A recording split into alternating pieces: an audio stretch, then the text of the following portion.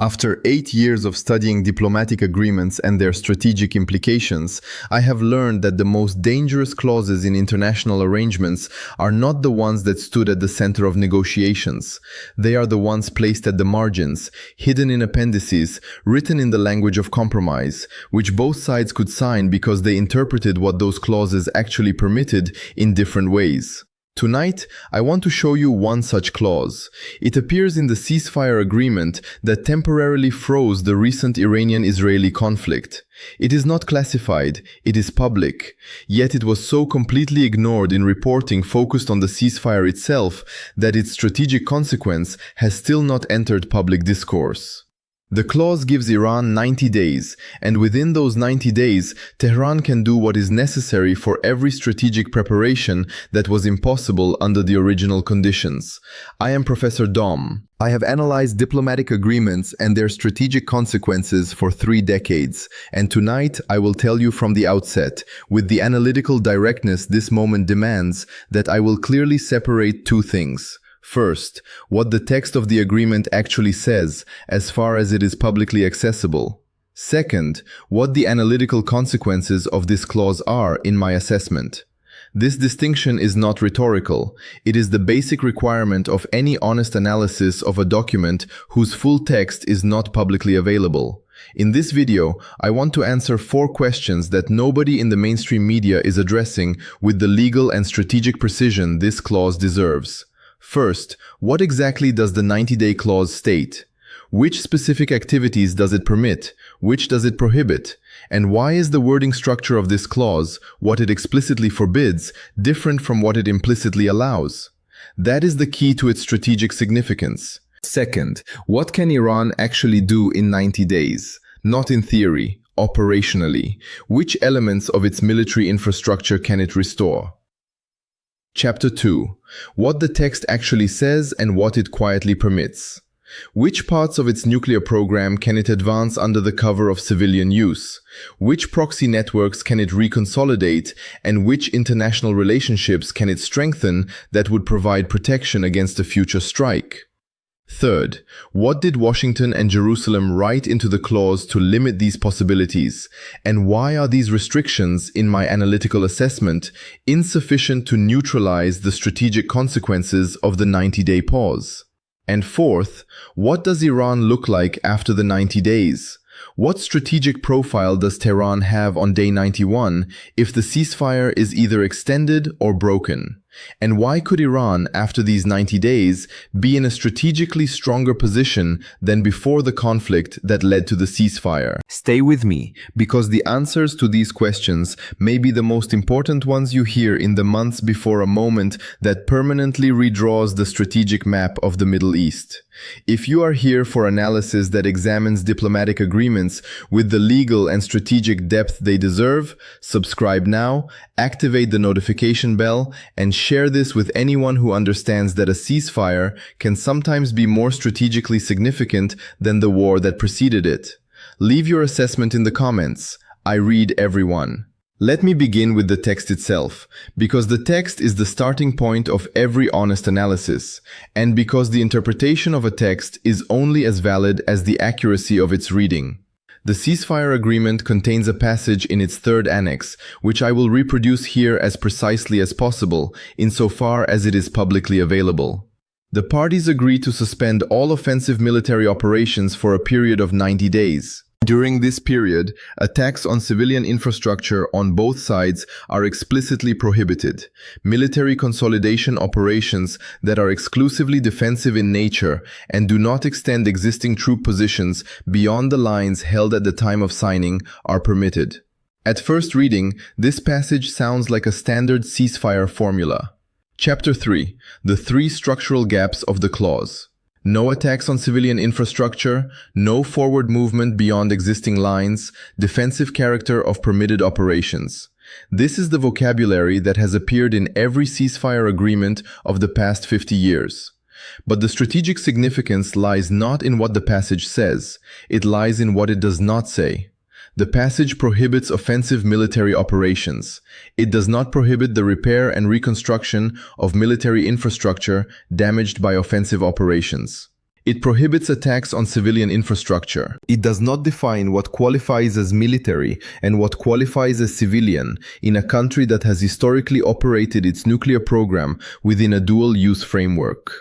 It permits consolidation operations of a defensive nature. It does not define what defensive nature means for a missile arsenal positioned primarily as a strategic deterrent.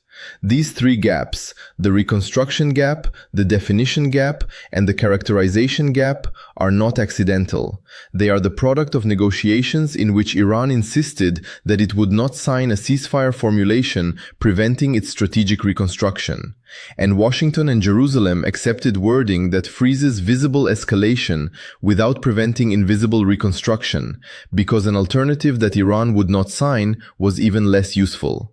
That is the clause nobody read, not because it is hidden, but because its significance lies in reading what it silently permits rather than what it explicitly forbids. Let me now walk through what Iran can operationally do within these 90 days. I will clearly separate what I consider analytically plausible from what is firmly documented. The first area is the reconstruction of missile infrastructure. Iranian ballistic missile depots, production facilities, and launch systems were partially damaged during the recent conflict. The ceasefire text prohibits attacks on these facilities. It does not prohibit their reconstruction. In 90 days, according to everything known about Iranian engineering capability, Iran can carry out significant reconstruction work on these facilities.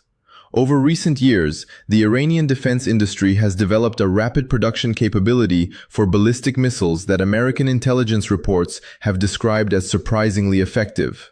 A 90-day window without attack is not a restart for this industry. It is a consolidation phase.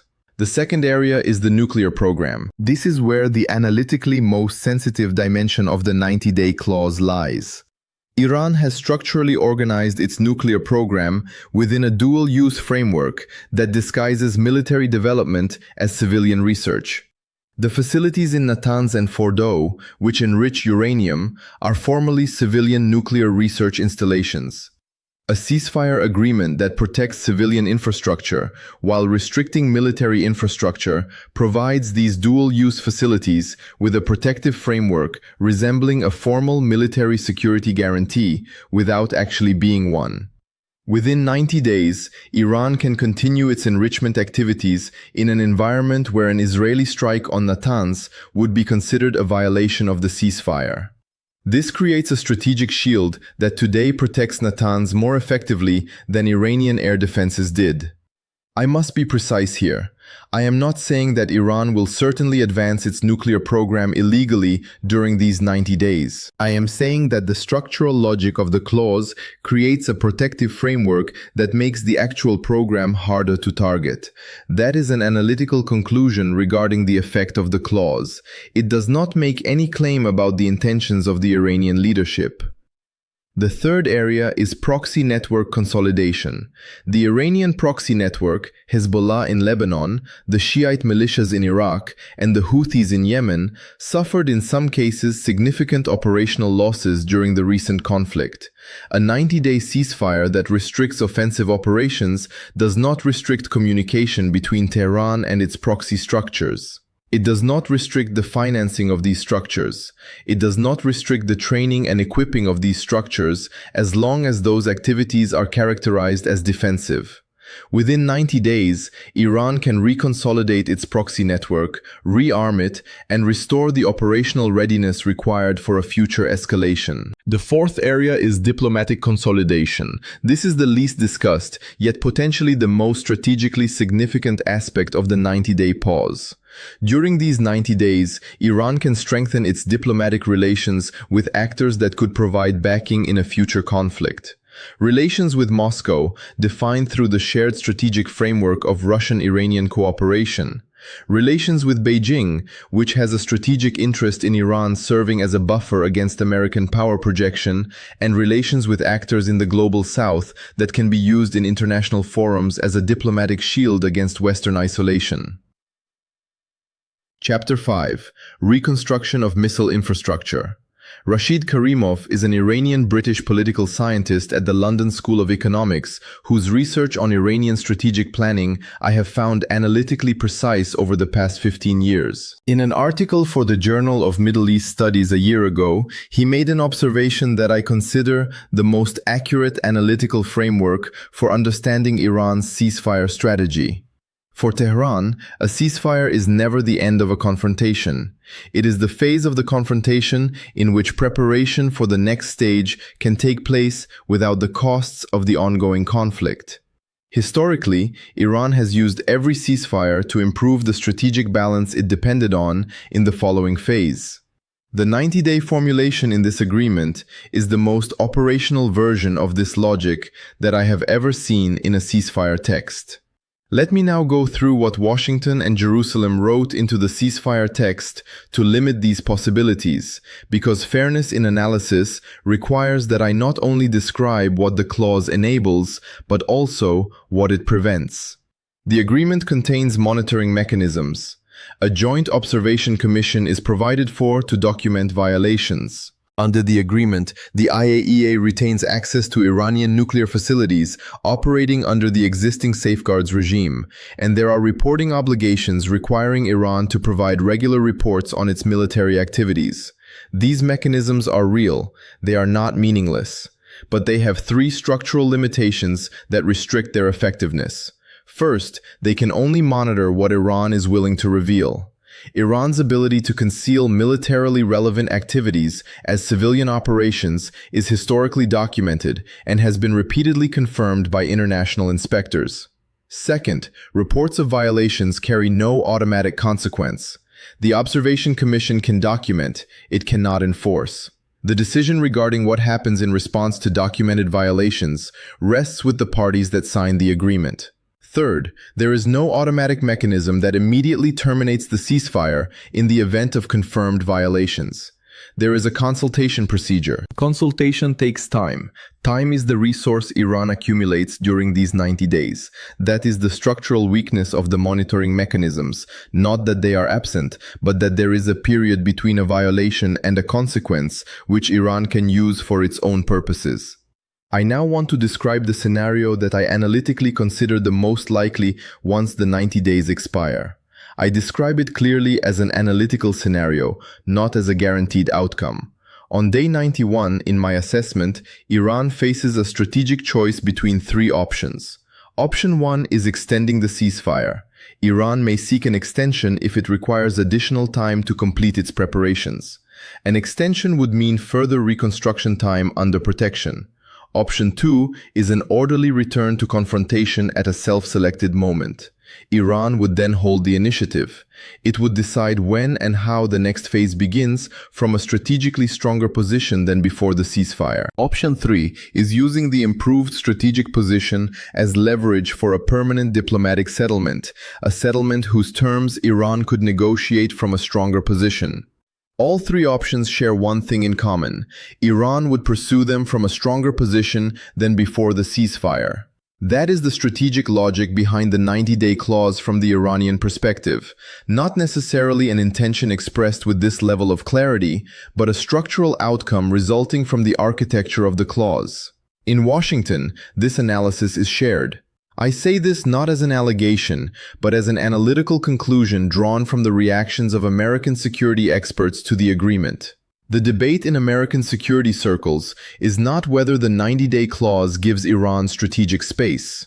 The debate is whether the alternative, a continued conflict without a ceasefire, would be worse for American and Israeli interests than a ceasefire that gives Iran time to recover. Chapter 7: Proxy Network Consolidation.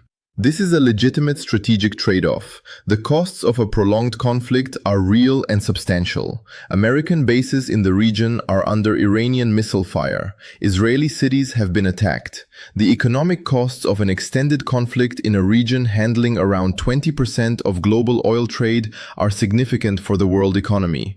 Opposed to these costs is the risk of Iranian reconstruction within 90 days. That is the trade-off American and Israeli decision-makers accepted when they approved the clause.